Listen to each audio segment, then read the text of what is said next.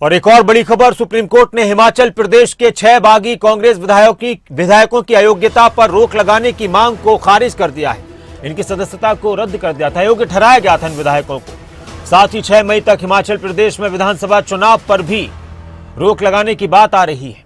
Supreme court ने हिमाचल विधानसभा speaker और secretary को नोटिस देकर इस मामले पर 14 दिन में जवाब मांगा है। अगली सुनवाई 6 मई को होगी। आपको बता दें कि बागी विधायकों ने स्पीकर कुलदीप पठानिया के फैसले को असंवैधानिक बताते हुए उनकी सदस्यता बहाल करने, यानी विधायकों ने अपनी सदस्यता बहाल करने और स्पीकर के ऑर्डर स्टे करने की अपील सुप्रीम कोर्ट में की थी। सुप्रीम कोर्ट में आज हिमाचल के 6 बागी विधायकों को लेकर एक महत्वपूर्ण सुनवाई हुई है। हमारे साथ सीनियर एडवोकेट सत्यपाल जी मौजूद हैं। सर, आज पूरी सुनवाई हुई है, जो 6 बागी विधायक हैं, किस तरीके की सुनवाई देखने को मिली? सुप्रीम कोर्ट ने आज 6 विधायक, जिनको हिमाचल विधानसभा के माननीय अध्यक्ष श्री कुलदीप पठानिया जी ने सदस्यता से अयोग्य घोषित कर दिया था, उनकी याचिका पर सुनवाई हुई है। हमारी तरफ से मैं भी पेश हुआ, श्री हरीश साल्वे, श्री मनजिंदर सिंह, श्री अभिनव मुखर्जी सीनियर एडवोकेट पेश हुए। दूसरे पक्ष की तरफ से श्री कपिल सिब्बल जी, अभिषेक मनु सिंघवी जी और 2 एक और लॉयर उनकी तरफ से थे। और दोनों पक्षों को सुनने के बाद सुप्रीम कोर्ट ने नोटिस इशू किया है स्पीकर को और याचिकाकर्ता को। उनसे कहा गया है कि वो 4 हफ्ते के अंदर अपना रिप्लाई फाइल करें। उसके बाद फिर 1 हफ्ते हम लोग अपना रिप्लाई फाइल करेंगे और 6 मई को इन केसों पर आगे बहस होगी। और सर, जो जानकारी है कि दूसरे पक्ष ने ये भी दलील दी है कि चुनाव आयोग ने उपचुनाव करवाने की वहाँ पर घोषणा कर दी, तो इसको लेकर किस तरीके? नहीं, ये दूसरे पक्ष ने बात उठाई थी। उन्होंने कहा कि घोषणा हो चुकी है। हमने कहा कि चुनाव आयोग ने अभी इलेक्शन प्रोसेस स्टार्ट नहीं हुआ है, सिर्फ तिथियों की घोषणा की है और नॉमिनेशन हिमाचल, पंजाब और चंडीगढ़ में 7 मई से शुरू होगा। तो अभी सफिशिएंट टाइम उससे पहले है, तो सुप्रीम कोर्ट इस विषय पर भी विचार करेगा और अब 6 मई को इसकी संभावना बहस होगी। क्या लगता है सर, अगली सुनवाई के क्या राहत मिलेगी विधायकों को? जो भी कोई केस कोर्ट में डालता है वो इसी उम्मीद के साथ डालता है कि वो वहां जीतेगा। हमें भी पूरा विश्वास है, लेकिन अंतिम निर्णय सुप्रीम कोर्ट दोनों पक्षों को सुनने के बाद करता है। इस वक्त हमारे साथ हमारे ब्यूरो शिमला प्रदीप ठाकुर जुड़ चुके हैं, हिमाचल प्रदेश की सियासत पर गरमाते हुए माहौल पर चर्चा करने के लिए। प्रदीप, राहत तो अभी नहीं मिली है, हो सकता है आगे मिल जाए राहत उन बागी विधायकों को, लेकिन उपचुनाव पर भी सुप्रीम कोर्ट की तरफ से कह दिया गया है कि अभी उस प्रक्रिया को भी रोक लगाने की बातें निकलकर सामने आ रही हैं। हालांकि जो वकील कह रहे थे बागी विधायकों के, वो कह रहे थे कि अभी वक्त है, सारी चीजें हैं। और एक नोटिस दिया गया है स्पीकर को और याचिकाकर्ताओं को, तो उसमें क्या कुछ सुप्रीम कोर्ट ने कहा है या नोटिस में?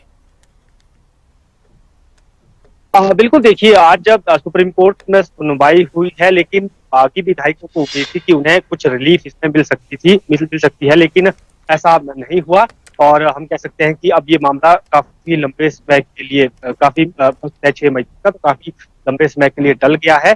लेकिन इसके बीच जो आज की डेवलपमेंट हुई है और सुप्रीम कोर्ट ने भी इसमें जो आज निर्देश दिए हैं, उसमें स्पीकर, विधानसभा सचिवालय को नोटिस जारी किया गया है और बाकी भी इस पूरे मामले में जो पक्षकार हैं, उनको भी नोटिस जारी किया है कि आप 4 सप्ताह के भीतर अपना जवाब दें। तो कुल मिलाकर कह सकते हैं कि अब जो स्पीकर ने फैसला दिया है, उसके ऊपर स्पीकर को जो नोटिस जारी हुआ है, उसमें अब वो अपनी बात क्या कहते हैं। हालांकि आज जो अपील करता पक्ष है, उन्होंने ये मांग की कि आप की अयोग्यता को उस पर स्टे लगाए, जिस पर सुप्रीम कोर्ट ने साफ इनकार कर दिया। वोटिंग का राइट मांगा जा रहा था, क्या वोट सदन में जाने का वोटिंग का राइट उन्हें दिया जाए, तो उससे साफ इनकार सुप्रीम कोर्ट की तरफ से किया गया है।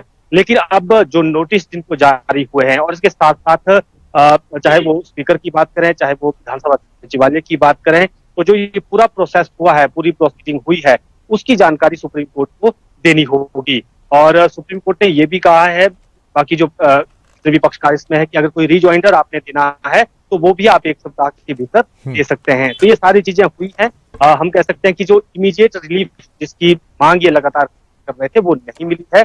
वो कहीं ना कहीं बाकी विधायकों को झटका है। सरकार के लिए ये 2 रिलीफ है कि अगर मान लीजिए आज रिलीफ मिल जाता, बाकी विधायकों के पक्ष में फैसला हो जाता, तो शायद राजनीतिक कुछ और हो जाता, प्रोटेस्ट जैसी नौबत भी आ सकती थी। लेकिन कहीं ना कहीं अब मई तक ये मामला टल गया है।